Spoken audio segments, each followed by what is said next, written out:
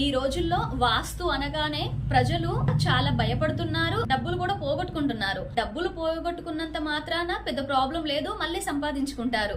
కానీ ఎప్పుడైతే ఈ స్థలం మంచిది కాదు, ఈ గృహం మంచిది కాదు అని ప్రతిసారి ఎవరి దగ్గరికి, వాస్తు సిద్ధాంతి దగ్గరికి వెళ్ళినా కూడా ఈ గృహంలోకి వచ్చిన తర్వాత మాకు ఇలా జరిగింది అని, అంతకుముందు బాగానే ఉండే వాళ్ళము ఇప్పుడే ఈ సమస్యలు వస్తున్నాయి అని, ఈ గృహం వల్లనే, ఈ స్థలం వల్లనే ఇదంతా జరుగుతుంది, ఈ గృహానిది, ఈ స్థలానిదే తప్పు తప్పు అనేసి మనం ఎక్కడికి వెళ్తే అక్కడ పదే పదే చెప్తూ ఉంటూ ఇంకెంత దోషాన్ని మూటగట్టుకుంటున్నామో తెలుసా.